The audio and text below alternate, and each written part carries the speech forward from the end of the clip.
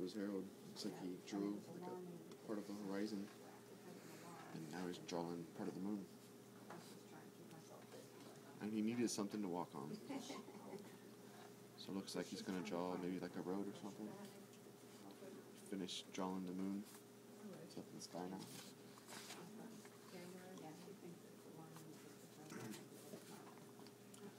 He made a long straight path so he wouldn't get lost.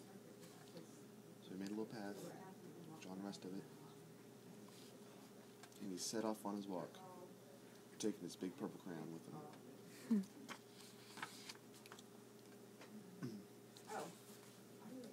But he didn't seem to be getting anywhere on the long straight path.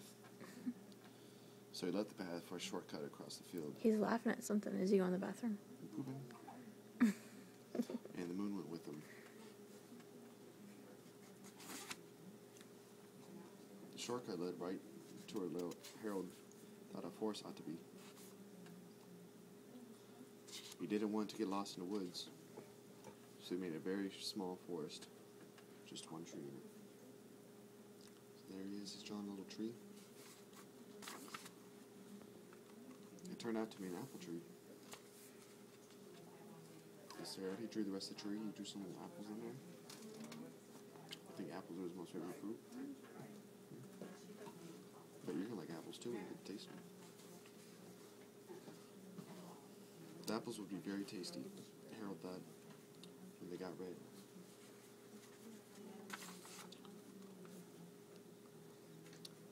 So he put a frightening dragon under the tree to guard the apples. It was a terribly frightening dragon. You're trying to poop. I thought you punched in the butt. What puncher? Do you know how many purple crayons you're going to let him draw on my wall with? Oh, yeah. You trying to fight yourself off? Yes, he's trying to listen.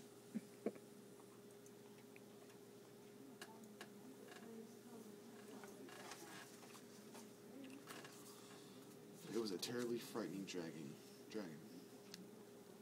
See it there? It's going to stand guard over the apple tree. It even frightened Harold. He backed away. His hand holding the purple crayon shook. Suddenly he realized what was happening. By then Harold was over his head in an ocean. So he was shaking his hand and he drew water. Then he found the water.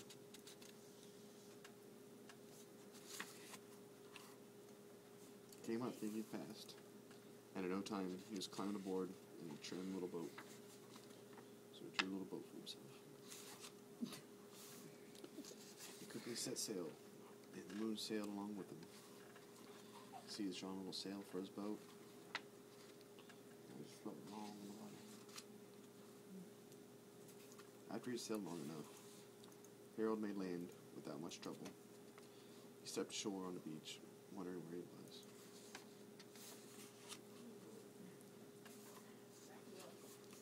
The sandy beach reminded Harold of picnics, and he thought of picnics and he was hungry. So he laid out a nice simple picnic lunch.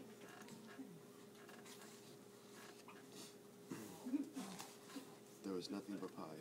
He's trying a lot of pies for himself. But there were all 9 kinds of pie that Harold liked best. Is that you? You can eat pie. When Harold finished his picnic, there was quite a lot left. He hated to see such delicious pie go to waste. Looks like he's drawing a little animal. So Harold left a hungry moose and a deserting porcupine to finish it up. So here's the moose. Moose looks pretty skinny. And there's a little baby porcupine. And off he went, looking for a hill to climb to see where he was.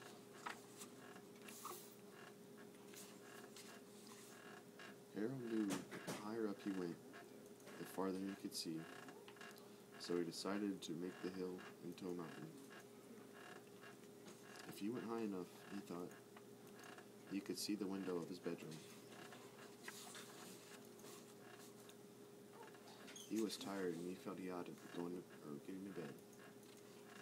He hoped he could see his bedroom window from the top of the mountain. But as he looked down the other side, he slipped. And there wasn't any other side of the mountain. He was falling thinly. But luckily, he kept his wits and his purple crayon. He made a balloon and he grabbed onto it.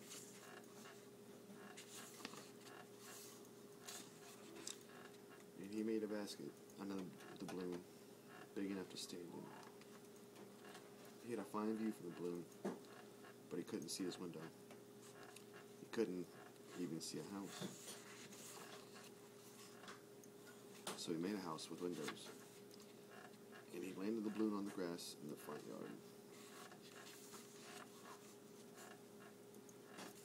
None of the windows was his window. He tried to think where his window ought to be. He made some more windows. He made a big building full of windows. He made lots of buildings full of windows. He made a whole city full of windows. But none of the windows was his window. He couldn't think where it might be. He decided to ask a policeman. The policeman pointed the way Harold was going anyways, but Harold thanked him.